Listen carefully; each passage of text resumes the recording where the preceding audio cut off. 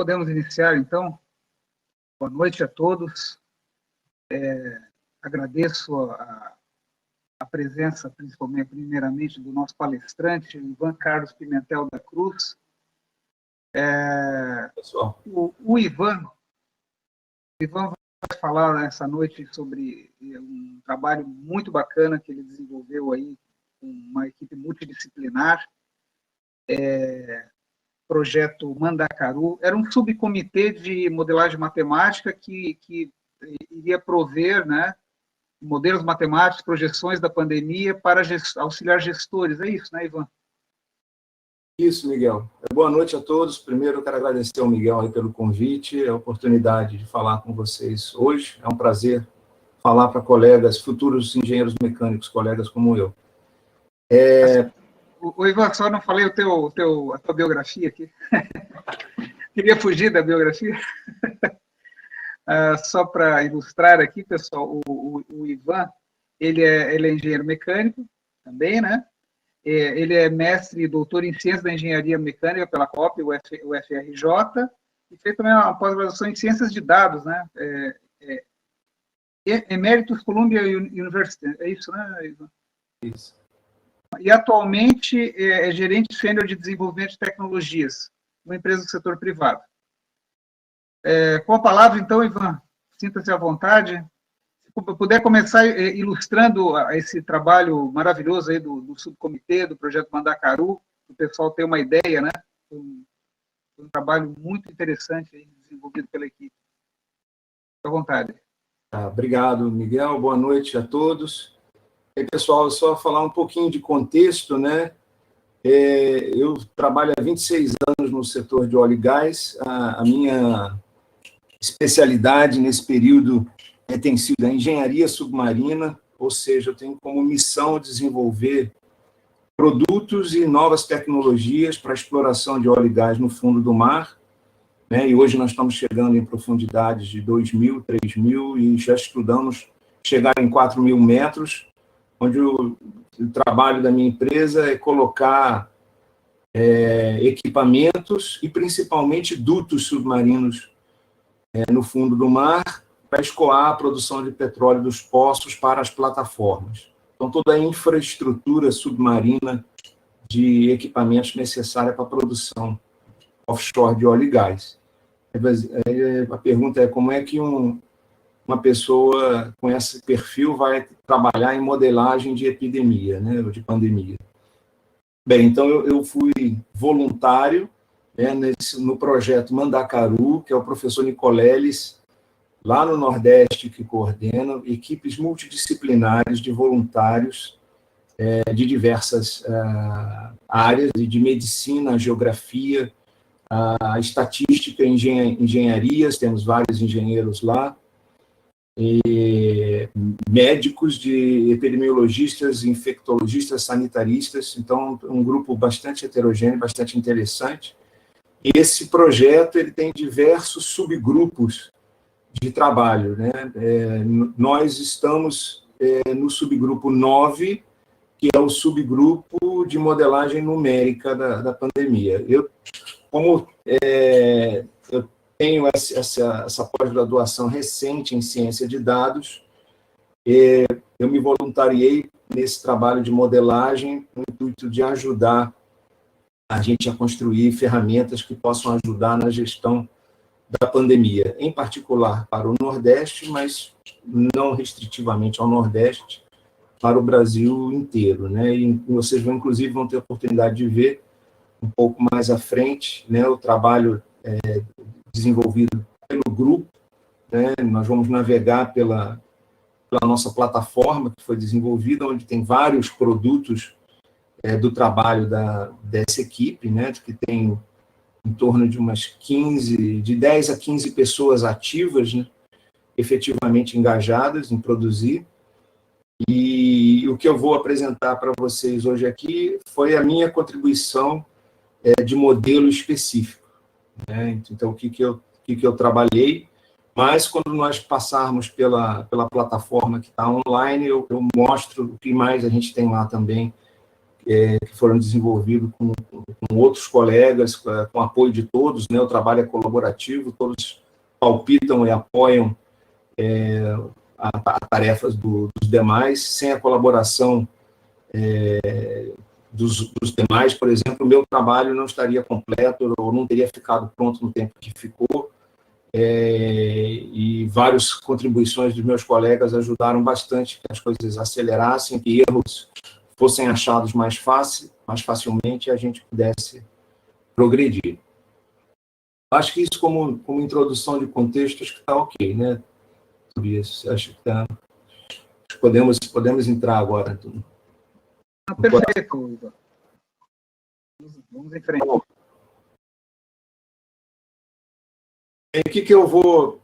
Olha a nossa navegação hoje aqui. Eu vou falar um pouquinho sobre os modelos, né, que nesse caso da minha contribuição lá no grupo específica, até o momento, que é a família de modelos de transição de estados, que é um modelo clássico de modelar epidemias, modelo analítico mais comumente usado e com diversas extensões e variações. É um ramo bastante extenso da epidemiologia, né, o desenvolvimento desses modelos. Né, eu não estudei aprofundadamente todas as variantes possíveis, né, e todas as questões técnicas e teóricas associadas a isso. Né, então, apesar desse trabalho de quase 10 meses agora, né, nós começamos em início de abril, provavelmente, não me tornei epidemiologista por conta disso. Né? E depois de falar um pouquinho sobre a estrutura do algoritmo, como é que ele está montado. Não é intenção minha aqui navegar por código por vocês, eu acho que a apresentação ficaria bastante pesada e eventualmente de interesse mais restrito, mas no meu GitHub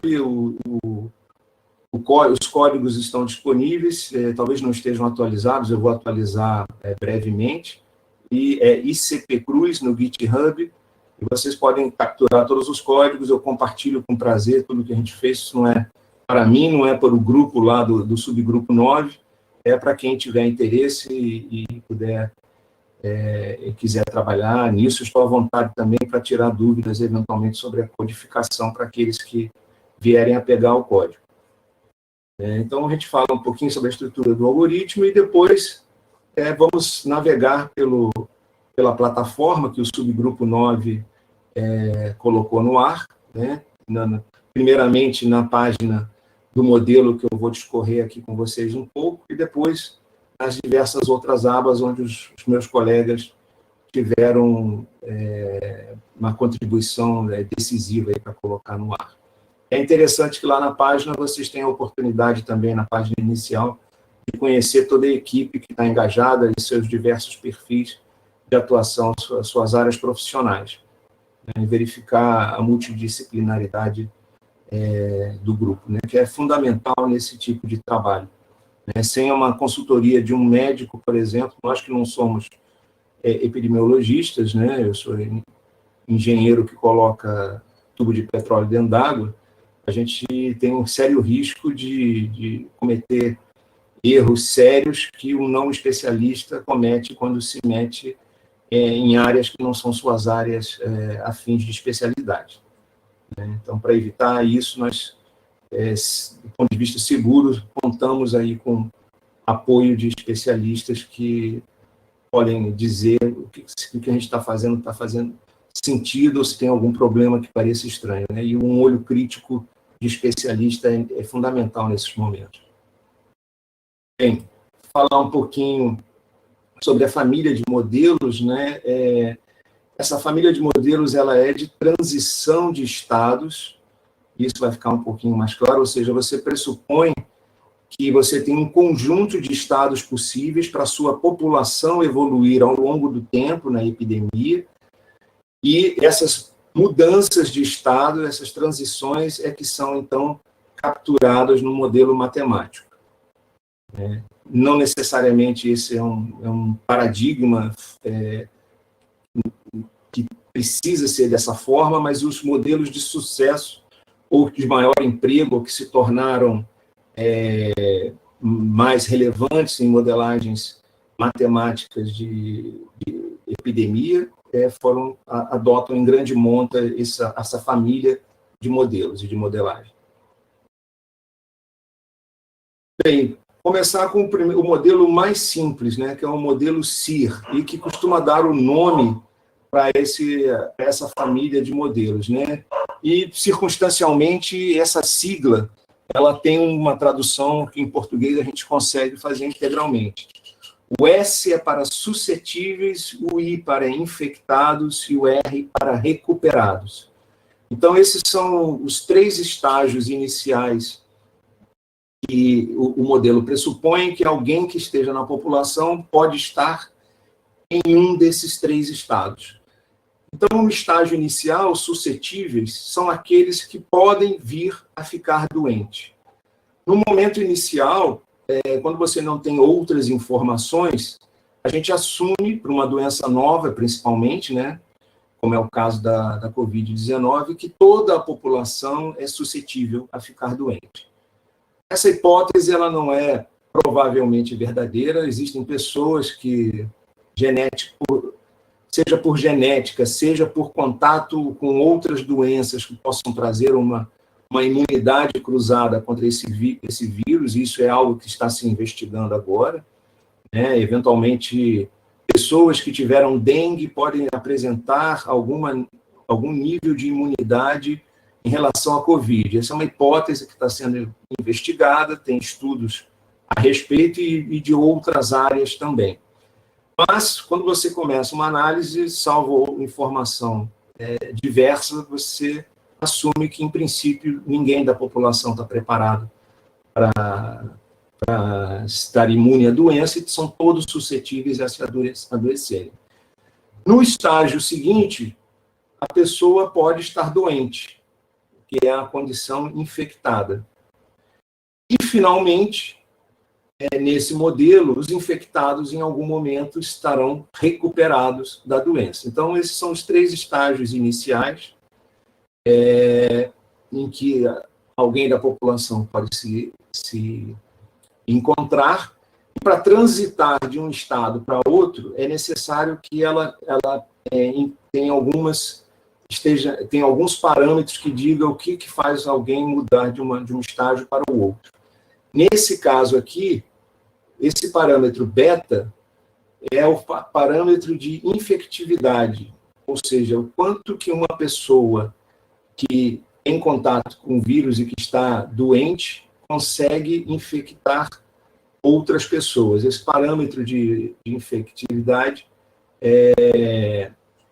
vai multiplicar. Então, se você começar com 0 estrito, você não consegue começar a simulação. É preciso que pelo menos uma pessoa, no estágio inicial, no momento inicial da simulação, apresente-se como infectada. Então, você tem N-1 suscetíveis e 1 infectado. E esse infectado vai infectar outros numa determinada taxa de infecção. E aí a doença vai evoluir no tempo.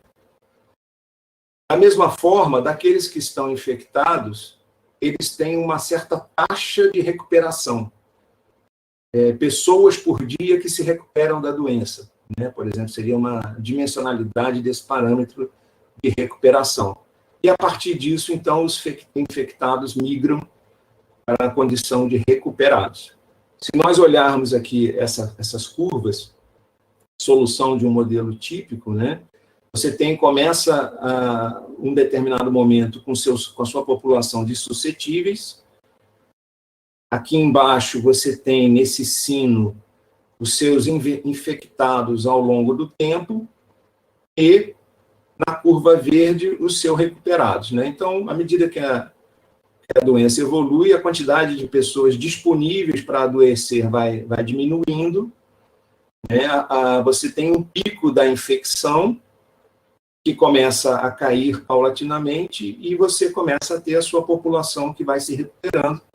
E, dependendo desses parâmetros de infectividade e de taxa de recuperação, você vai ter a dinâmica de propagação dessa doença, e essas curvas podem variar em alturas, digamos assim, dependendo desses parâmetros aqui. Então, o que nós temos é um sistema de equações diferenciais de primeira ordem, que procura estabelecer quais são as taxas de variação desses estados. Então, o que aqui está dizendo é o seguinte, a taxa de variação dos suscetíveis no tempo, e é uma taxa negativa, porque o número de suscetíveis só pode diminuir com o tempo, é proporcional a essa taxa de infectividade vezes o número de infectados na proporção dos suscetíveis com a população N. De maneira semelhante, tem a expressão para os infectados, que, por um lado, tem uma taxa positiva daqueles que estão adoecendo, que agora é a taxa superior que ficou positiva, menos a quantidade da taxa daqueles que estão se recuperando. E, finalmente, os que estão se recuperando, a taxa é simplesmente a proporção dos infectados com a taxa de recuperação diária que tem da doença. Então, esse é o modelo mais simples. Essa caixinha de estados, vocês podem observar aqui por esse nó central, isso vai ser importante na extensão desse modelo. Essa caixinha funciona com a seguinte regra, aquilo que está entrando na caixinha entra com sinal positivo. Então, aqui nos infectados, entra a taxa de infecção versus uma proporção dos suscetíveis na população. E aquilo que sai da caixinha sai com um sinal negativo. Essa mecânica ela pode ser mantida nas diversas extensões do modelo que a gente vai ver logo agora aqui na sequência.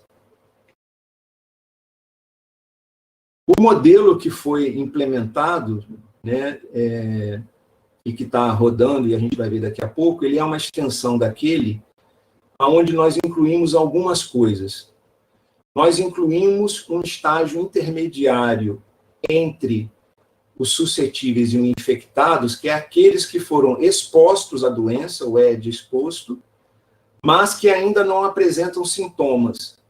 Ou seja, então, no período de incubação. Nesse estágio, as pessoas não conseguem infectar outras. Elas precisam vir a demonstrar os sintomas ou estarem numa fase em que o vírus, mesmo que não tenham sintomas clínicos, mas que o vírus já atinge um nível de concentração tal que ela consegue contaminar outras pessoas e ela se torna infectada. E a partir desse ponto, nós agora criamos uma bifurcação importante para o modelo. Nós dizemos agora que as pessoas que estão infectadas, elas podem evoluir para 2 estágios. Novamente, para o estágio de recuperadas ou para o estágio de óbito. Aqui, o D do inglês, deceased. Por quê? Porque nós avaliamos que para modelar adequadamente a pandemia, seria interessante que nós fizéssemos isso a partir dos dados de óbitos. Por quê? Porque o dado de infectados apresenta uma taxa de subnotificação muito grande. Então, se você tenta rodar um modelo onde você usa os dados de notificados como infectados, como doentes, para fazer os seus modelos, existe um grau de subnotificação muito grande. Então, como a gente entende que o nível de subnotificação em óbitos é menor do que nos infectados, nós queríamos usar essa variável como importante para o modelo da pandemia. E quando você faz isso, o que acontece? Tem o seu número de equações diferenciais para cada um daqueles estados das caixinhas cresce. Nós passamos a ter, para cada estado, para cada caixinha, mais uma nova equação. E cada uma dessas equações vai depender de parâmetros do modelo, novos parâmetros que você precisa acrescentar. Então, por exemplo, aqui para o caso de entender aquelas pessoas que ficaram doentes, quantas vão a óbito, nós precisamos conhecer a taxa de letalidade da doença. A letalidade, diferente da mortalidade, diz quanto que dos doentes, qual é a percentagem deles que vão a óbito. Só como referência, a gente no nosso modelo estamos usando 1,15%, que foram os números que nossos colegas médicos nos passaram como um número crível para se colocar no modelo. Então, você precisa conhecer mais coisas para cada uma das caixinhas de estados que você começa a colocar no seu modelo, mas, em princípio, ele é expansível. E, nesse modelo, nós acrescentamos ainda uma outra variável, que é o seguinte: no modelo CIR, que nós vimos lá inicial, no mais simples dele, essa taxa de infectividade ela é constante no tempo. E ela permanece constante por todo o ciclo da doença, da evolução da pandemia ou epidemia. Nesse modelo, nós agora incluímos uma outra característica, que é desse parâmetro ser variável no tempo. É razoável supor que, à medida que você tem um infectado que está em contato com a população, à medida que a doença evolui, nem todas as pessoas que ele terá contato serão suscetíveis, porque algumas delas já estiveram doentes, e essas não ficarão doentes de novo. Essa é uma premissa intrínseca desse modelo também. Então, essa taxa de infectividade ela tem uma tendência, sob condições normais do ciclo evolutivo da doença, de ser decrescente com o tempo. E para capturar isso, é comum, e você tem várias escolhas para essas funções, escolher uma função para representar isso. E nesse caso aqui está a função logística, eu vou mostrar um pouquinho mais à frente essa função, e com isso ela se torna, esse parâmetro de infectividade se torna variável no tempo. Ela é expressa através de uma taxa que chama R0, que dá essa expressão aqui, que é uma proporção entre esse parâmetro beta e o outro parâmetro gama, que é o de recuperação, se vocês se recordam da vez anterior, da taxa de recuperação. Então, o que a gente tem como importante? Nós temos uma equação, uma restrição de igualdade que precisa ser satisfeita em qualquer instante do tempo. A soma do número de suscetíveis mais aqueles que estão expostos ao vírus, mas ainda não apresentam as doenças, mais aqueles que estão efetivamente doentes, tem que ser igual, em qualquer momento, ao total da população, do qual nós removemos aqueles que já se recuperaram no tempo, o acumulado, e também aqueles que foram a óbito. Então, digamos assim, essa conta do lado direito é a quantidade de pessoas que está disponível para a doença. E aqueles que estão disponíveis na doença, então, podem estar em apenas um desses três estados. Ou eles ainda estão suscetíveis, ou eles já foram expostos ao vírus, ou eles estão efetivamente doentes. Então, essa é uma restrição que é satisfeita. E aqui é interessante que nessas duas variáveis, elas são acumuladas, elas não são instantâneas no tempo. Agora, então, esse foi, em linhas gerais, o modelo que nós implementamos. Agora, como eu falei, esse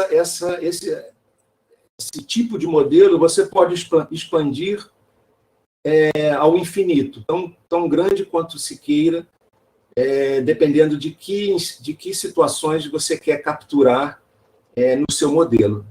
Nesse caso aqui, por exemplo, foi incluída uma caixinha para doentes que foram hospitalizados e entraram em função crítica. Então, você quer aqui estudar, por exemplo, daqueles que são internados e vão para uma UTI, qual é o percentual que se recupera, qual é o percentual que vai a óbito. E aqui nos infectados, você tem aqueles que se recuperam diretamente sem também ir a óbito. Seja de infectado, aqueles que têm sintomas leves e ou médios, e eles aí passam direto para recuperado, ou eles precisam de internação, e esses, sim, dos que estão internados, podem se passar para o estágio recuperado ou ir a óbito. Veja que aqui poderia ter uma outra situação em que os infectados não vão a uma condição crítica, não são hospitalizados e podem ir direto a óbito também, né? Seria uma outra variante desse modelo. Nesse caso aqui, dessa representação específica, isso não foi capturado dessa forma. Esse é um exemplo apenas, né? Existe uma infinidade de outras variantes que podem ser estudadas, dependendo do interesse do que se quer estudar.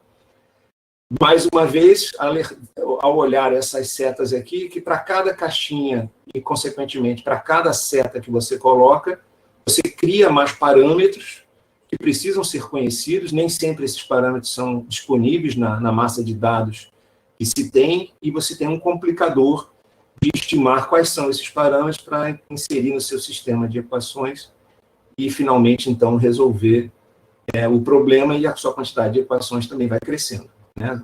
Quanto mais caixinhas você coloca. Bem, dito isso, como é que, então, está a estrutura do algoritmo para resolver esse problema, né? Nós temos aqui um conjunto de dados inicialmente, dividido em duas grandes categorias. Quais são as duas grandes categorias? Primeiro, nós temos um conjunto de parâmetros epidemiológicos que precisam ser dados, né? Então, se vocês lembrarem lá do sistema de equações diferenciais, aparece o alfa, que no caso é a taxa de letalidade, o beta, que é a taxa de infectividade, quantas pessoas uma pessoa doente consegue infectar, o gama, que é a taxa de recuperação, o delta, que é a taxa dos expostos que vão ao vírus, que vão desenvolver a doença, e assim sucessivamente, né? Esses parâmetros, eles precisam ser dados a priori, ou pelo menos numa taxa inicial, ou com alguns parâmetros iniciais. E nós vamos ver aqui logo na sequência o que nós fizemos com o beta para resolver o modelo, que é a chave da solução do modelo. Além disso, nós precisamos de dados de evolução de algum parâmetro da doença ao longo do tempo. Poderia ser o número de infectados. Como a gente mencionou lá atrás, fica mais robusto se nós usarmos as séries de óbitos acumulados. Porque o nível de subnotificação é menor, a gente espera que o modelo seja mais acurado. Além disso, a gente precisa da população, né? O N também precisa ser dado. E é basicamente isso, a série histórica no tempo e a população N. Como nós estamos fazendo por estado, esse N aqui é estado, e os dados de óbitos também acumulados estado a estado. Com isso, nós vamos resolver para as demais variáveis do sistema. E como é que isso é feito? Bem, então, nós colocamos essas informações no nossos sistemas de equações diferenciais, né? Os parâmetros são colocados, dependendo do nosso modelo aqui das equações, são colocados, e nós temos um solver, né, um integrador, que no caso aqui está sendo usado a biblioteca ODEINT do SciPy do Python, que vai resolver esse sistema de equações instante a instante. Mas como é que isso é feito? Bem, a gente quer fazer um fitting dos dados. Qual é o fitting que eu vou fazer? Bem, nós estamos considerando que temos uma função logística, que é dada por essa equação aqui, né, que tem, de maneira geral, essa forma sigmoide, né, e nesse caso, para esses parâmetros, é um sigmoide decrescente, né, sob condições normais, teóricas, esse valor deve ser sempre decrescente. Na prática, isso nem sempre acontece, né? É possível que uma reinfecção aconteça e retorne a um estágio exponencial inicial. Mas esse parâmetro de infectividade, ele deveria, no modelo teórico, ser sempre decrescente. Essa logística é uma curva interessante, porque ela possui 4 graus de liberdade, 4 parâmetros que são otimizados para os dados fornecidos, que é o parâmetro em que é inicial, de onde começa o nível de infectividade da doença, qual é a posição onde há uma transição desse nível de infecção para um outro patamar, e essa curva aqui, ela aqui está bastante degrau, mas ela pode ser bastante suave, né? Qual é o nível de severidade que essa derivada acontece, se ela é bastante fechada ou não, e o valor final do nível de infectividade ao fim. Então, existe um otimizador que pega, a partir dos dados dos óbitos, ele tenta otimizar qual é a curva logística, que tem esses 4 parâmetros, que, ao ser resolvida aqui dentro do sistema de equações diferenciais, fornece o melhor fitting aos dados de óbitos conhecidos.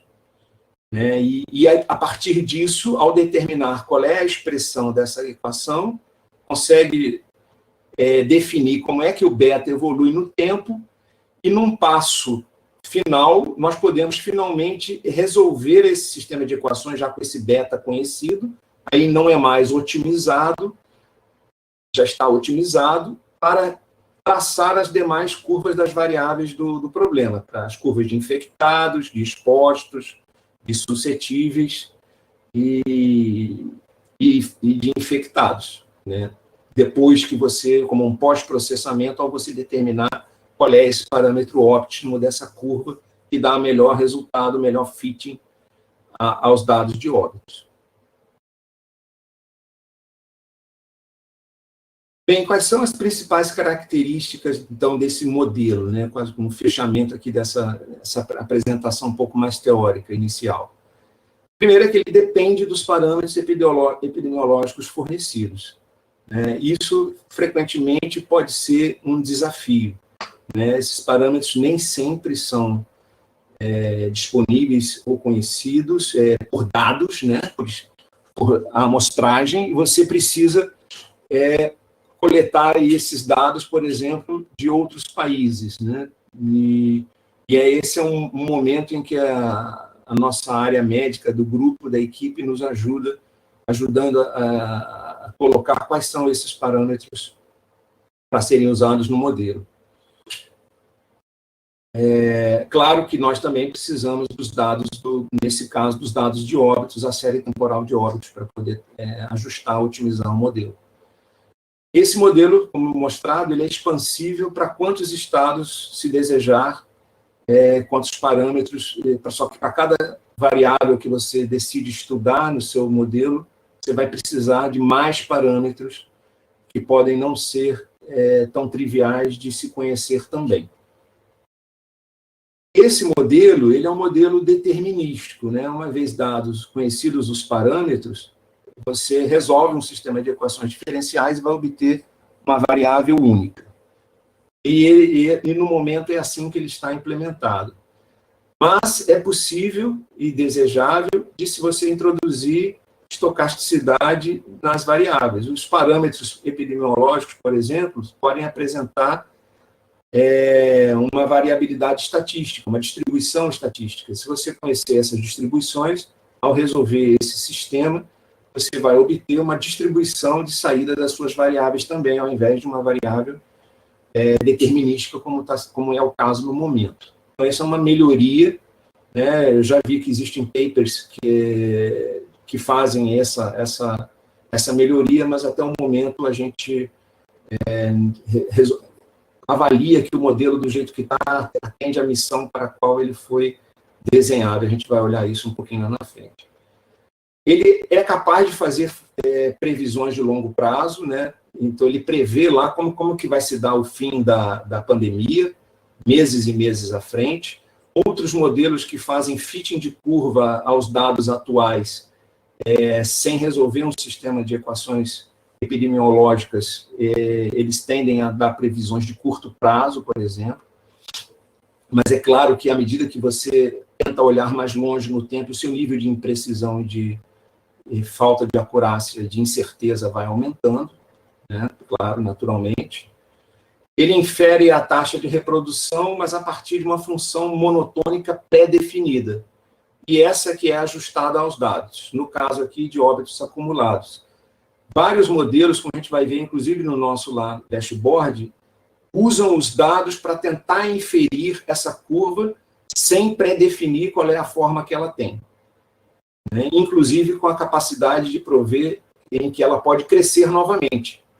Nada impede que esse parâmetro de infectividade cresce e a doença retome, como, por exemplo, se você relaxa níveis de isolamento social, o nível de infectividade pode voltar a crescer e retomar uma fase de crescimento exponencial, por exemplo. E que nós escolhemos, então, ajustar pelos óbitos pela menor subnotificação que as incidências. Bem, agora vamos dar uma olhada lá no dashboard, né? Eu vou compartilhar aqui a tela. Vamos começar. Vocês me confirmem se já estão visualizando.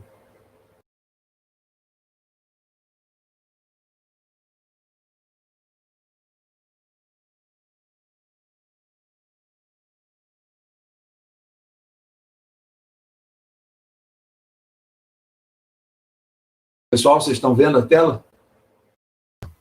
Sim, Ivan, está perfeito. Obrigado.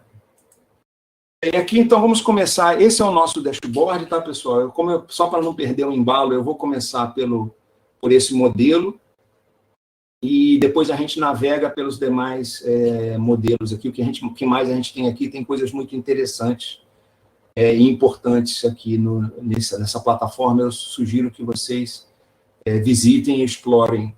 Então, aqui o modelo CIRD, a primeira coisa importante de dizer é que ele é uma adaptação de papers que estão na internet do Henry Froese, que é um cientista de dados também. Estão publicados no Towards Data Science. O que eu fiz foi uma adaptação desse modelo, eu não escrevi ele do zero. Então, a gente poderíamos fazer uma analogia que se o modelo fosse um carro, o motor do modelo foi todo aproveitado aqui do trabalho que o Henry Froese fez, que é aquela lógica que eu expliquei para vocês, de fazer o fitting nos óbitos, usando uma curva logística para infectividade. Todo esse mecanismo já estava pronto. O que eu fiz foi criar, digamos, o painel desse motor para que a gente pudesse olhar de forma que fosse consistente com os interesses do Brasil. Aqui na plataforma, a gente começa a página com os dados do Brasil, mas é possível navegar por todos os estados aqui e obter o mesmo tipo de relatório. Vocês podem ver que ele pegou os dados aqui, são os dados de ontem, ele atualiza sozinho todo fim de dia por volta de meia-noite com os dados do dia. Então, nós aqui temos os dados de ontem. O ajuste é feito sobre uma média móvel de 7 dias dos óbitos, né? E nós temos um conjunto de parâmetros epidemiológicos aqui, né? Eu aqui relato quais são esses parâmetros epidemiológicos que entram lá no modelo, nas equações diferenciais. O número de dias de incubação da doença, 5 dias. O número de dias em que o infectado ativo infecta outras pessoas, 9 dias. O número de dias que leva para um infectado evoluir até óbito, 17, e a taxa de letalidade, que é 1,15% dos infectados. Né? Lembrando que letalidade é diferente de mortalidade. Mortalidade a gente calcula sobre o total da população. A letalidade é sobre aqueles que ficaram efetivamente doentes. Né? Então, a mortalidade é sempre menor. E aqui a gente vê aqui no caso os dados acumulados de óbitos, né? São essa área que está achurada em cinza, mas eu posso dar um zoom aqui para mostrar para vocês que isso aqui são dados. Né? O cinza é a média móvel calculada sobre 7 dias para suavizar os dados, e em cima dessa média móvel suavizada é que a solução do sistema de equações diferenciais fornece essa curva. E aqui vocês podem ver em azul os dados brutos, né, os dados não suavizados, digamos assim. Então, isso é que é fitado pelo modelo. né, esse dado aqui, que é otimizado, e aqueles 4 parâmetros daquela curva logística são otimizados para gerar essa curva, que é uma das soluções do sistema de equações diferenciais. Feito isso, eu consigo gerar outras curvas. Essa aqui é uma curva muito importante, e é o gráfico que eu particularmente mais olho, é a variação da curva de óbitos diários, ou seja, aqui não é mais os óbitos acumulados, mas os óbitos diários. Então, essa curva é simplesmente a derivada daquela curva de cima, mas os dados aqui colocados são os dados efetivos de óbitos diários. Então, se nós olharmos aqui novamente, a curva ela acompanha os dados suavizados por média móvel, que são os dados que estão em cinza, né? Claro que com seu nível de erro, e os dados em azul aqui são os dados brutos não suavizados, os dados que são publicados diariamente, né? E aqui nós temos, então, a curva para o Brasil, que mostra que nós, efetivamente, estamos agregadamente numa fase descendente do ciclo da pandemia, né? E depois que eu faço isso, é possível, então, resolver aquele sistema de equações diferenciais, agora já não mais otimizando, já com os dados de infectividade otimizados, eu resolvo para as demais curvas. A evolução da curva de infectados, a da curva de expostos, aqui está repetida a de óbitos, que a gente pode ver que em escala ainda bem é bem menor do que a evolução das demais curvas. Aqui uma outra curva interessante, que é a curva de casos acumulados, né, que também é uma curva pós-processada. Nesse caso, eu somo os dados de acumulados que foram notificados, e aqui embaixo tem os dados efetivos. Então, vejam que tem um gap muito grande entre a notificação, esses são os casos notificados, e aquilo que a solução do modelo diz que deveriam ser os casos notificados, né? E com isso eu consigo estimar o fator do que seria a taxa de subnotificação no país, que seria da ordem de 5 vezes, né? Ou seja, tem 5 vezes pessoas que efetivamente tiveram contato com o vírus do que aqueles que têm registro no sistema de saúde. Um outro parâmetro que é possível calcular a partir da solução é a prevalência na população, ou seja, quantos por cento da população até hoje tiveram contato com a doença, seria da ordem de 12%.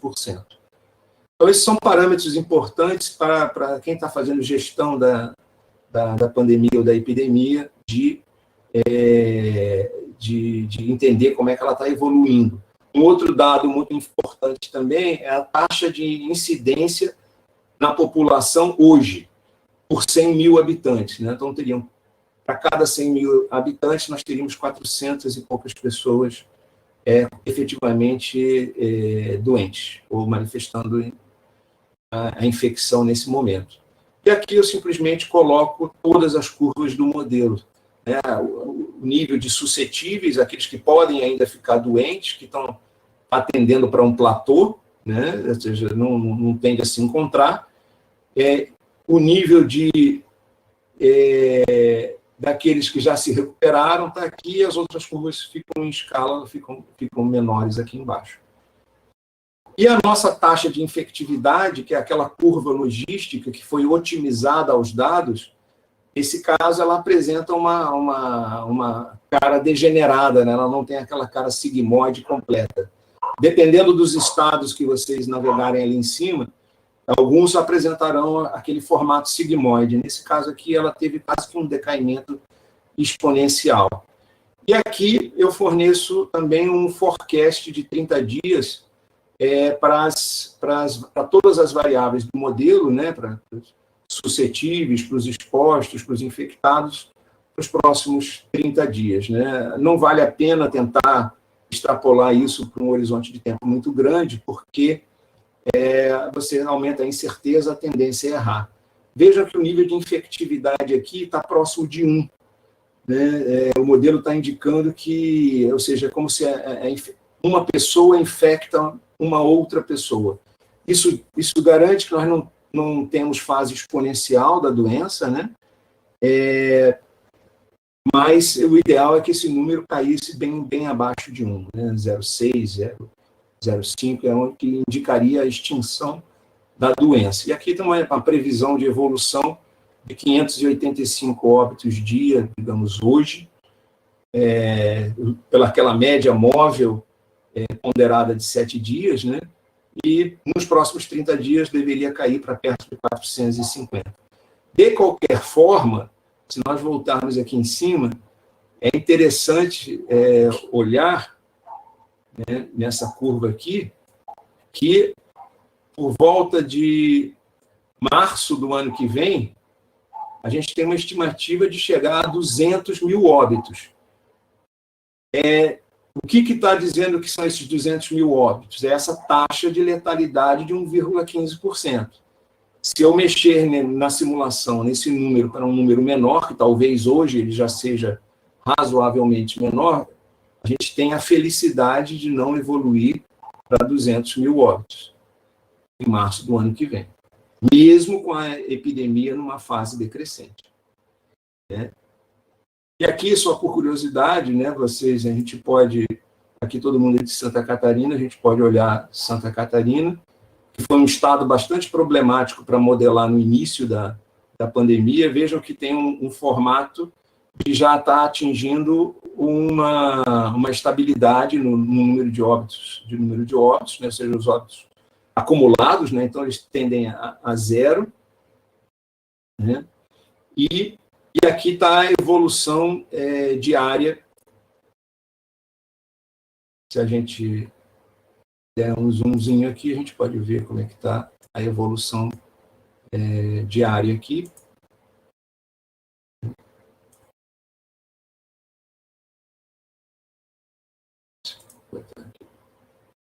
Também indicando um decréscimo.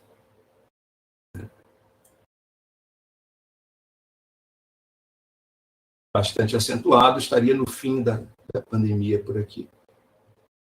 Aqui nós temos um nível de subnotificação em Santa Catarina, seria da ordem de 2, bem menor do que a média do Brasil.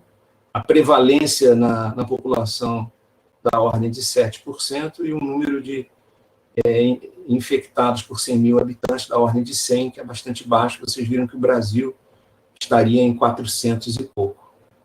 E aqui a evolução da taxa de infectividade, que é aquela curva que foi otimizada aos dados. Então, nós teríamos um número de óbitos diários baixo aqui, com uma evolução, uma tendência decrescente, basicamente indicando o fim da doença, né? Mas é isso. Agora, nós teríamos um total de casos acumulados perto de 500 mil de pessoas. Isso é o que esse modelo está dizendo. Agora, bem, então é isso que nós temos em relação a esse modelo. Eu gostaria de navegar agora um pouquinho para vocês, para mostrar o que nós temos nessa plataforma. Esse mapa aqui é um mapa muito interessante, que é um mapa iterativo, onde nós podemos escolher por semana epidemiológica, aqui embaixo, algumas variáveis, né? Eu aqui coloquei o crescimento de óbitos, que é onde está negativo, obviamente significa diminuição dos óbitos. E aqui nós podemos escolher se queremos ver por estado, que é uma granulometria muito grande, o regional de saúde, que é uma divisão que o Ministério da Saúde usa, que normalmente são centros de saúde que atendem municípios no seu entorno, normalmente centros que têm, por exemplo, leitos de UTI e que atendem municípios vizinhos que não têm, ou até por município, né? E aqui a gente pode verificar como é que estão essas variáveis, né? Então, em princípio, parece que pode haver alguns locais apenas aqui vai de -20 a 33, então fica difícil saber se está decrescendo esse limiar aqui, ou se tem algum lugar que ainda esteja em expansão, alguma regional de saúde, né? Mas implica, de uma maneira geral, um decrescimento, uma variação negativa dos óbitos por semana epidemiológica. Então, isso aqui é uma coisa interessante, vocês podem dar zoom, podem navegar e depois fazer uma filtragem por município aqui. Como às vezes ele demora um pouquinho a atualizar, é preciso ter paciência, eu não vou fazer isso não.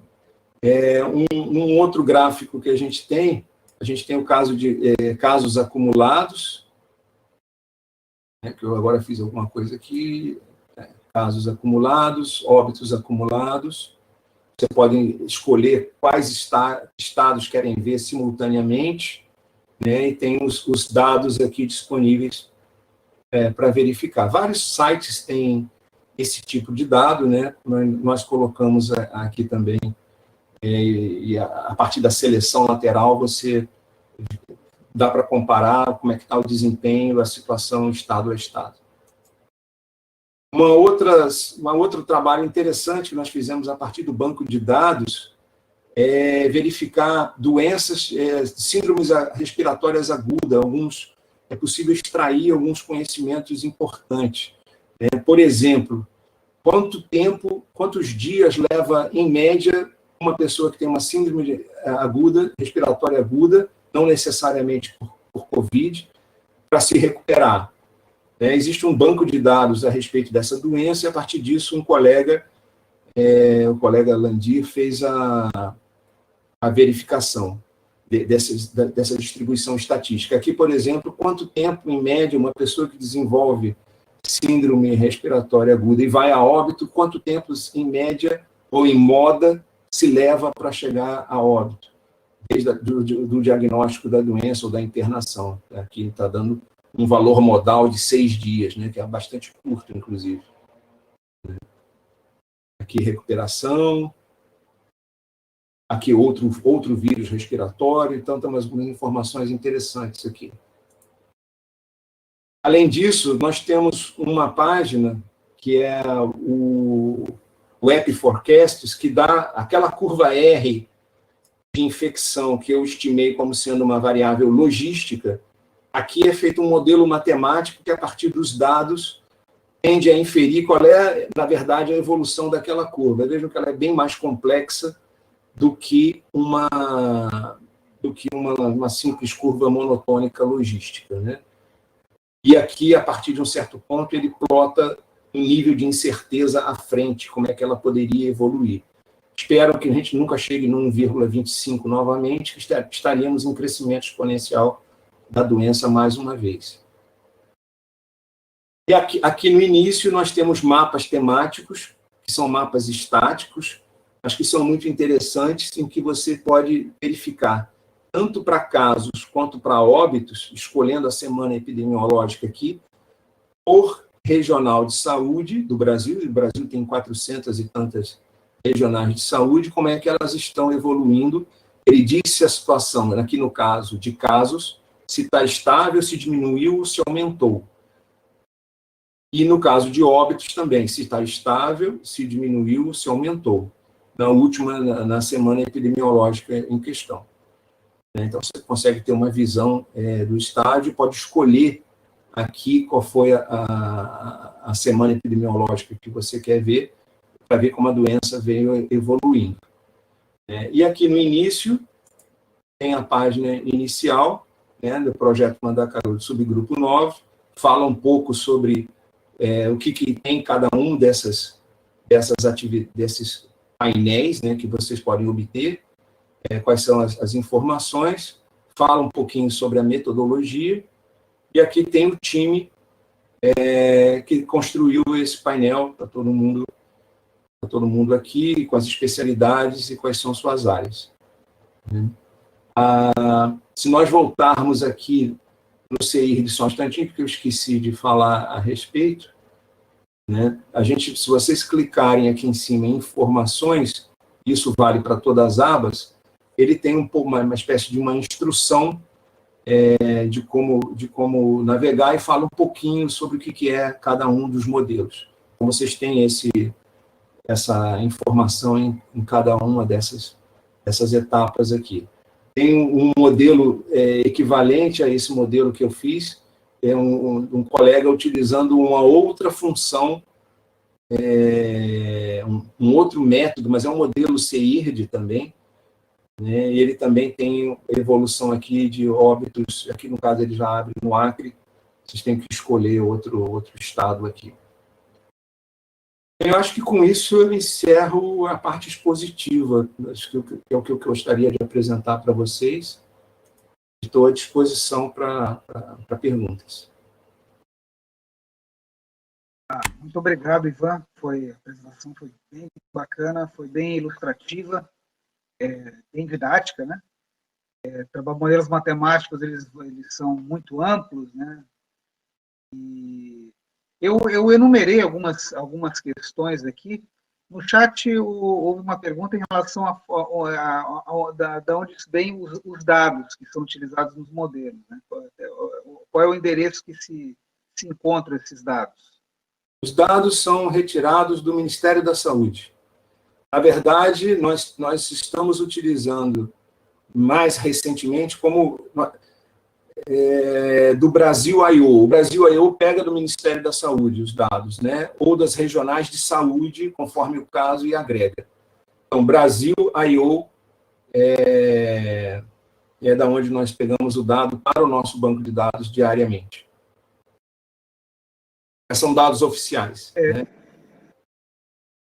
Em relação a uma das questões, gostaria que você desse uma explanação sobre os desafios que o grupo teve, né, em lidar com dados vocês trabalharam com dados reais e também eles eram alimentados em tempo real também, né? Foi feito de tal maneira que eram extraídos os dados do Ministério da Saúde em tempo real para tirar alguma conclusão, para alimentar o modelo.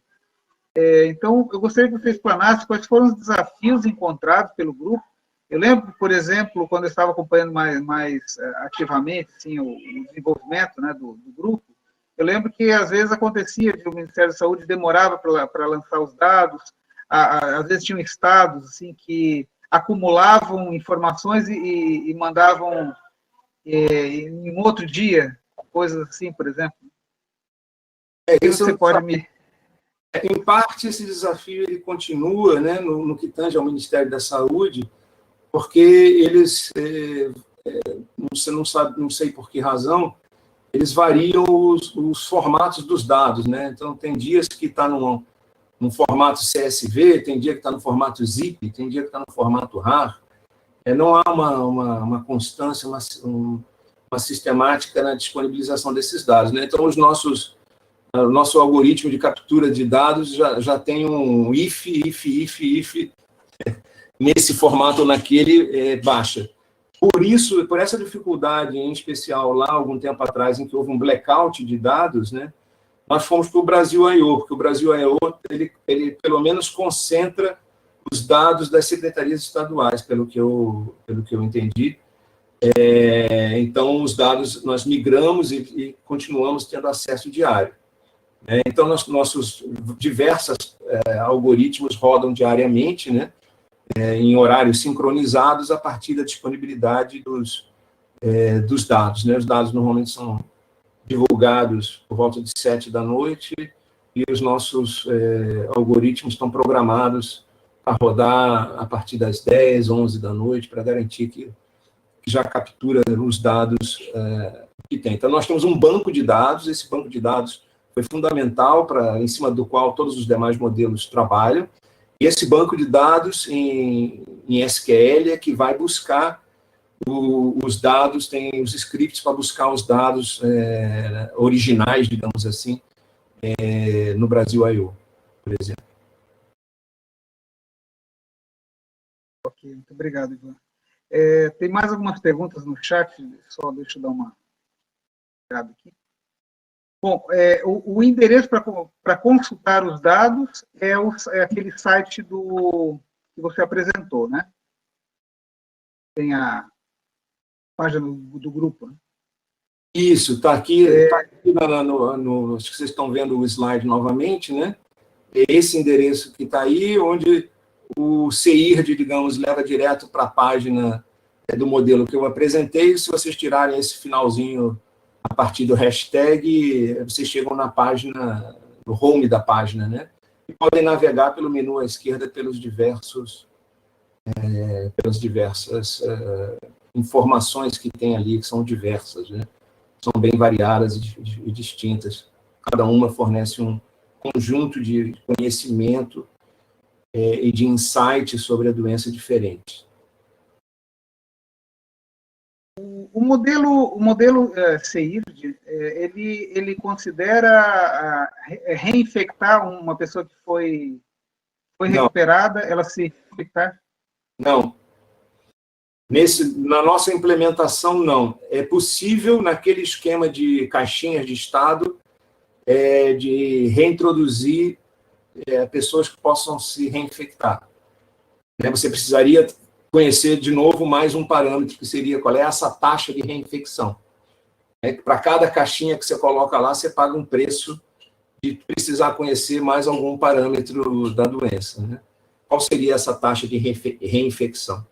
Então, no atual modelo, não. Existe essa hipótese de que o R você pode ler como removido da doença, né? Seja porque a pessoa se recuperou ou porque foi a óbito, mas não participa mais novamente da doença. Obrigado. Tem mais uma pergunta aqui. Como o modelo, o tratamento que é feito com os dados, como vocês lidam com esse delay de informação? Assim? Por exemplo, até aquela situação lá que eu citei, às vezes o Ministério da Saúde demorava para dar os dados, né, para fornecer o dado, às vezes algum estado acumulava, né? Como é que vocês lidaram, os programadores do... A gente faz isso de duas formas. Tem uma forma inicial, que é usar a média móvel de 7 dias, por exemplo, e com isso, esses efeitos de fim de semana, por exemplo, você suaviza, você mitiga. O efeito de que sábado e domingo várias secretarias não mandam dados. Então, como eu faço uma média, o número que está sendo informado hoje, que como dado de entrada, é o de óbitos acumulado, né? O número que está entrando hoje para a simulação, assim como toda a série histórica que está para trás, é a média calculada dos 7 dias anteriores. Não é o dado do dia, é o dado do dia somado e dividido com outros 6, né? Com 6 anteriores. Então, isso dá uma suavizada nessa sazonalidade semanal, digamos assim.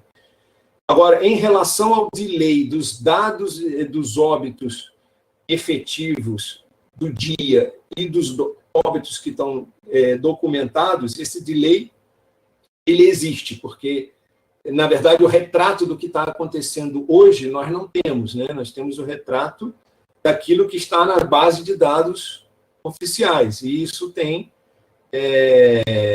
especialmente em óbitos, tem um certo delay.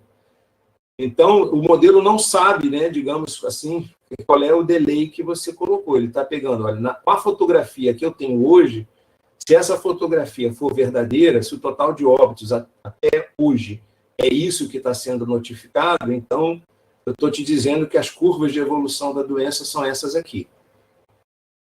Tá? Então, isso é algo que está presente, do qual a gente, nesse modelo, não tem tratamento. Em outros modelos, eles tentam tratar justamente qual seria esse delay entre óbitos notificados e infectados notificados.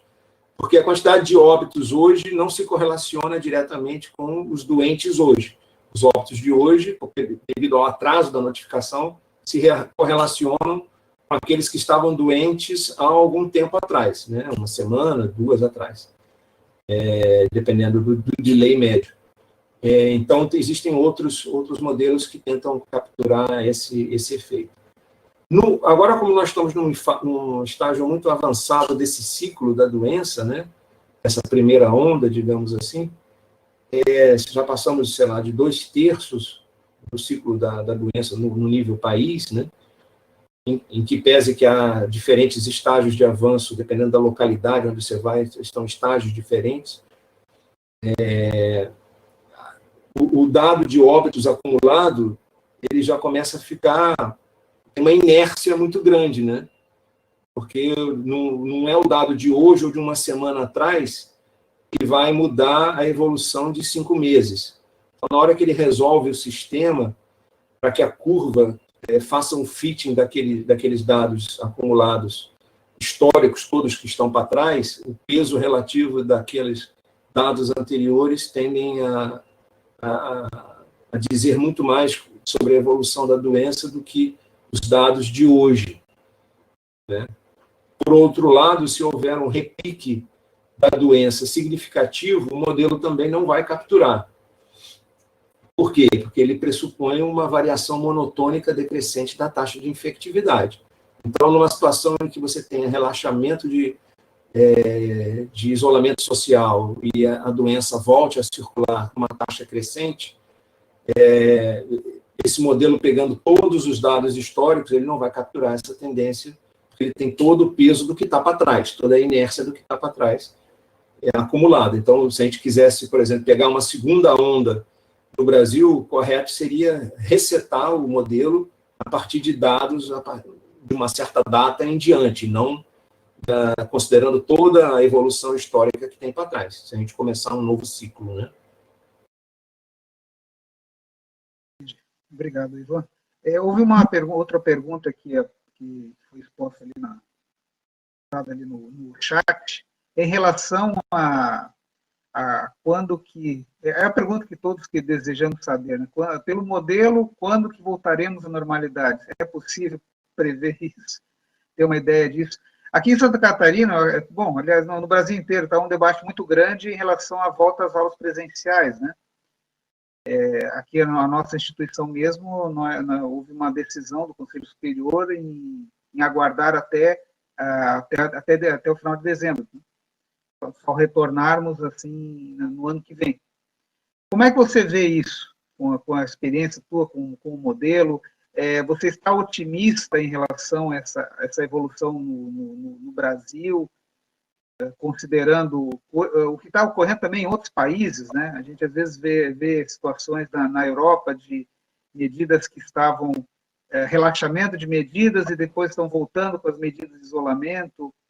Como é que você está otimista em relação a isso? Não sei se você consegue dar uma resposta de caráter científico em relação a essa questão. Bem, eu posso começar dizendo o seguinte: como epidemiologista, acho que eu sou um bom engenheiro mecânico. Mas, feito essa ressalva, e a gente aqui imaginar que está em volta de uma mesa de bar, tomando um chopp, jogando conversa fora, a gente é livre para falar o que quiser, né? O que acha que faz sentido. Bem, eu vejo dois aspectos. Parece, eu estou muito guiado pela solução do meu modelo nesse sentido, né? E se você conversar com diversos colegas meus, talvez eles tenham visão diversa dessa. Num certo sentido, parece haver um ciclo determinístico. E hoje a gente estava até discutindo sobre isso no grupo, né? Tem colegas que dizem que há uma sazonalidade do vírus que depende da época do ano, pelo menos essa é a opinião de um colega lá, e ele vai, inclusive, abrir uma linha de pesquisa nisso, que essa sazonalidade ela é, digamos, dada pelo movimento da Terra, então não há muito que os seres humanos façam para mudar esse ciclo, né? E que ela, por consequente disso, assim como ela está no ciclo da sua sazonalidade aqui no Brasil decrescendo e parece que chegou na sazonalidade de crescer na Europa, quando for o nosso momento de voltar a crescer aqui entre março e setembro, vai voltar a crescer, só que em níveis mais limitados do que foi agora, até porque o número o percentual da população de suscetíveis será menor. Então, isso gera uma impedância, né, naquele fator beta lá de infectividade, e ela não cresce na mesma selvageria exponencial que nem cresceu aqui no início. mas a segunda onda é meio que inevitável, então essas coisas são meio... E a sazonalidade parece ser existente, então, nesse momento do ciclo, resumindo, existe uma aparência de que nós estamos decrescendo e esse decréscimo ocorrerá. Se tivermos Réveillon, se tivermos Carnaval, se tivermos festas e as pessoas voltarem a se aglomerar, eu não sei te dizer, viu? Eu acho que tem um risco grande de retomarmos a doença ganhar força novamente e voltarmos a ter um ciclo de expansão exponencial. Esse risco, eu acho que ele existe, e essa retomada deve ser feita com todos os cuidados e com todos os possíveis, né, mantendo o isolamento social e todas as medidas higiênicas possíveis para manter sob controle. Eu acho o seguinte, que se essa retomada for feita com cuidado, a doença segue o seu ciclo decrescente, e lá em março a gente vamos ver como vai ser o tamanho da segunda onda. Se as pessoas retomarem as suas vidas normais pré-pandemia, honestamente eu não sei dizer. A minha expectativa pessoal é que existe uma chance de vermos um repique, e esse repique acontecer numa velocidade grande. Ok, Ivan. Houve uma outra pergunta que foi colocada no grupo ali, no chat, é se esse modelo, o modelo implementado, ele também pode ser aplicado ele pode ter outra aplicação que não seja o COVID?